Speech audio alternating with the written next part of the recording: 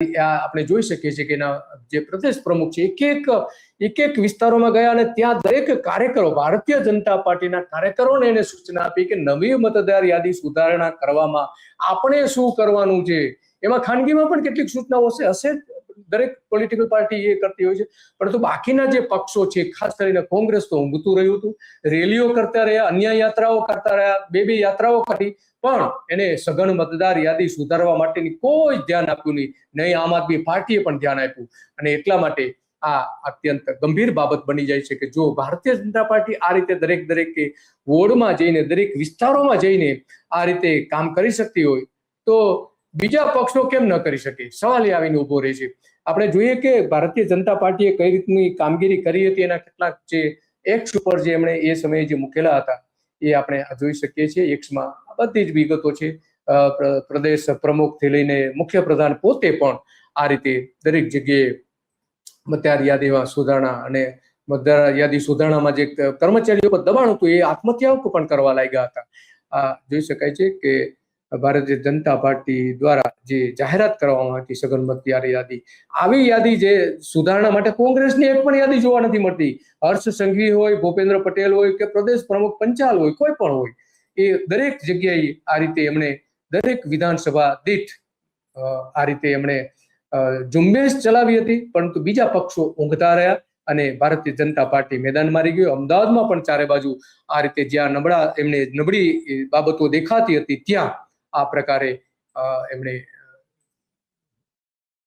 કરેલા હતા. એનો આજે એ સમયે જે એમના સોશિયલ મીડિયા એકાઉન્ટ્સમાં મૂકવામાં આવી હતી. તો આ ખરેખર ગંભીર બાબત છે. જ્યાં રાધનપુરમાં વાત છે કે 30,000થી વધુ ખોટા મતદારો એક જ વિધાનસભા વિસ્તારમાં. તો આ રીતે અમદાવાદની જે 20 બેઠકો છે, વિધાનસભાની 20 બેઠકો ગણી શકાય, એમાં 8 લાખ મતદારો ઓછા થવા એ કોઈ નાની સૂની ઘટના નથી.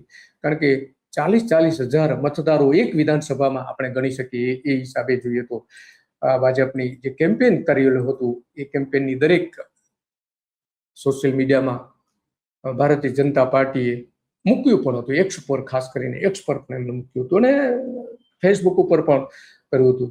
તો ચૈતર વસાવાએ પણ આના આરોપો મૂક્યા હતા અને કોંગ્રેસના પ્રમુખે પણ આરોપ મૂક્યા હતા અને ત્યાંથી જ આગળ વધી ન શક્યા. વોટ ચોરી માટે અપનાવવામાં આવે છે એ પદ્ધતિ તમે જો તો આપણે ગુજરાતમાં રહીએ છીએ, વર્ષોથી મતદાર યાદી ગુજરાતીમાં છપાય છે, ઉપયોગ થાય છે ચૂંટણીઓમાં.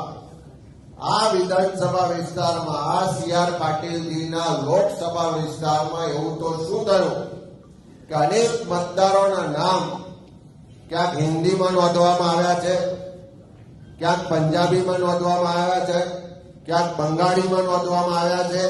દેશમાં જેટલી પણ ભાષાઓ છે એ બધી જ ભાષાઓમાં મતદારોના નામ નોંધવામાં આવ્યા છે. એનો સ્પષ્ટ મતલબ છે કે ડિજિટલ વેમાં ચકાસણીમાં પકડી ના શકાય એટલા માટે વ્યવસ્થિત આયોજન પૂર્વક આ બીજી ભાષામાં મતદારો નોંધવામાં આવ્યા છે.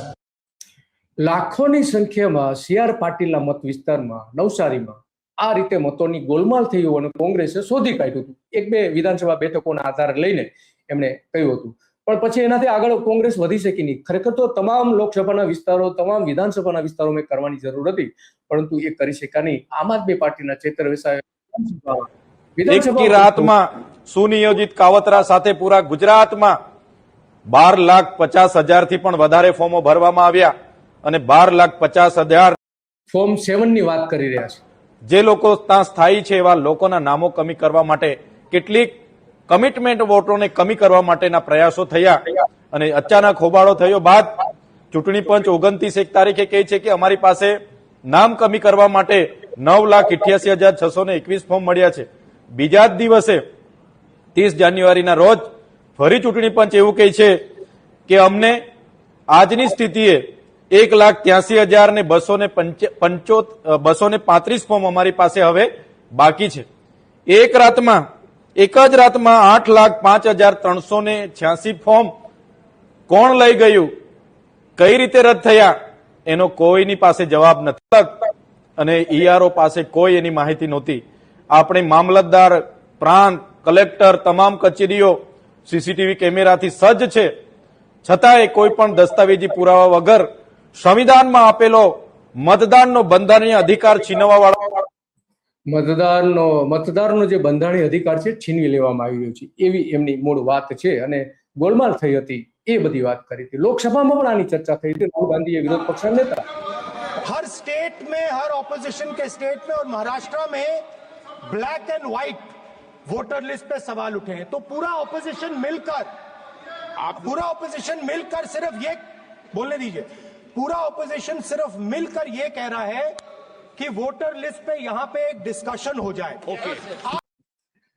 ચૂંટણી અને વોટર લિસ્ટની ચર્ચા કરો, પણ સરકાર તો ના જ આપે. સ્વાભાવિક છે, જ્યાં ગોલમાલ થઈ હોય ત્યાં કઈ રીતે આપી શકે? અમદાવાદમાં ઠેર ઠેર આવી રીતે રજૂઆતો પણ કરવામાં આવી, નામો કમી થઈ ગયા. किसी व्यक्ति ने यहाँ के क्षेत्र के लोगों का ग्रुप घोषित किया है, 7 नंबर का फॉर्म जमा करवाने में विरोध किया है. તો આવા ઠેર ઠેર રજૂઆતો થઈ હતી, વિરોધ થયો હતો, પરંતુ પછી કઈ આગળ થયું નહીં અને સાધુઓ પણ કૂદી પડ્યા હતા આ યુદ્ધમાં. એમણે પણ અપીલ કરી હતી. અખંડિતતા માટે આ પ્રક્રિયા સુનિશ્ચિતતા આપે છે. દરેક જે ભારત દેશના કાનૂની હકદાર નાગરિકો છે તેમણે ખૂબ શ્રદ્ધાથી, ઉત્સાહ, ઉમંગથી આ એસઆઈઆરની પ્રક્રિયામાં અવશ્ય જોડાવવું જોઈએ.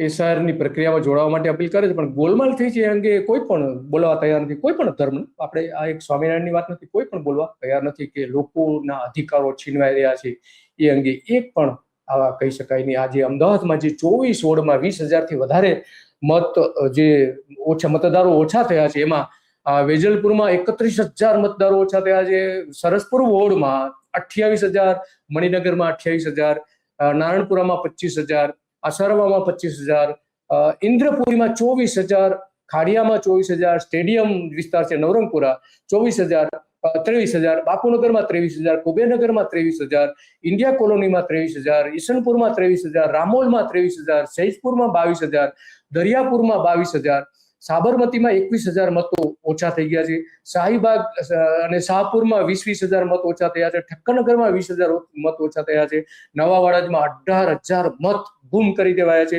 દાણી લીમડામાં 17,000 મત ગુમ થઈ ગયા છે, રાણીપમાં 13,000 મત ગુમ થઈ ગયા છે, ઘાટલોડિયામાં પણ આ જ રીતના મતદારોના ઘટાડો થયો છે.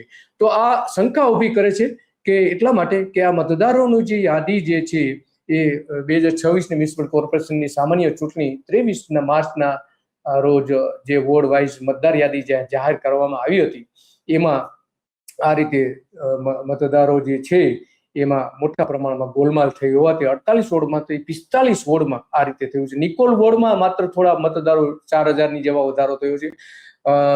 ચાંદખેડામાં 30-35નો વધારો થયો, મક્તમપુરામાં પણ થોડો વધારો થયો છે. તો આ 3 વોર્ડને બાદ કરતા બાકીના મોટા ભાગના વોર્ડમાં મતદારો કાપી કાઢવામાં આવ્યા છે.